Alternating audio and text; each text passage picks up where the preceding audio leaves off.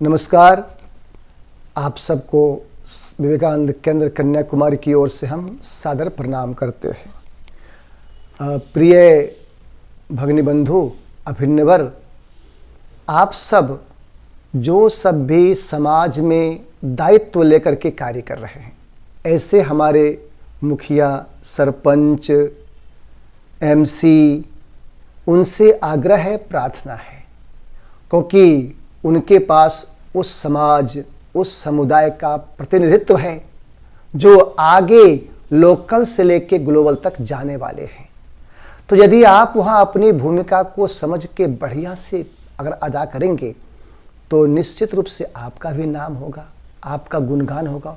अरे, इस वार्ड के, इस एमसी के वहाँ संस्कार वर्ग चल रहा है, वहाँ योग वर्ग चलता है नियमित रूप से, वहाँ स्वाध्याय वर्ग होता है। वे विवेकानंद केंद्र के साथ मिल करके विमर्श कर रहे हैं कि अच्छा, ये गीता जयंती हम मनाएं, क्यों मनाएं, इससे क्या होने वाला है। अच्छा, गीता जयंती, उस गीता में हमारे घर के लिए, परिवार के लिए क्या है? नहीं तो प्रिय भाई साहब, जरा सोचिए तो, आज गीता जयंती स्थानीय से लेकर, प्रांतीय से लेकर, राष्ट्रीय से लेकर अंतर्राष्ट्रीय हो गया, लेकिन हमारे घर की और हमारे अंदर की गीता की क्या स्थिति है? वो दयनीय स्थिति को प्राप्त हो रहा है। तो ऐसी स्थिति में हम आपसे आह्वान करते हैं कि विवेकानंद केंद्र कन्याकुमारी भिवानी में, भिवानी के आसपास के गांवों में संस्कार वर्ग लगाने के लिए उत्सुक है।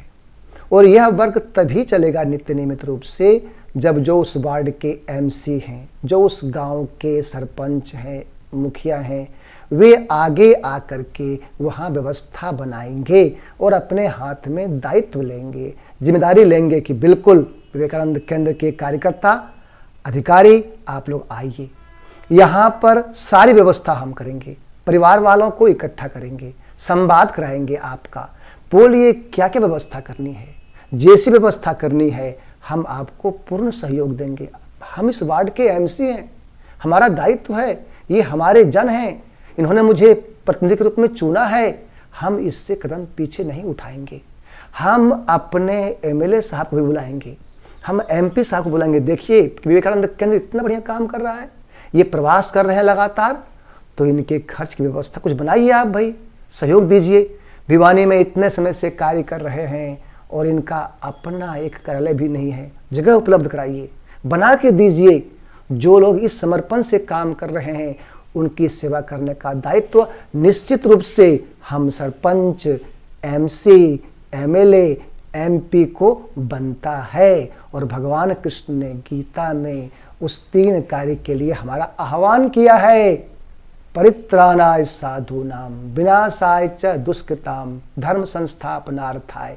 तो हे जनता के प्रतिनिधि, हम आपका आह्वान करते हैं। जय हिंद, जय भारत, नमस्कार।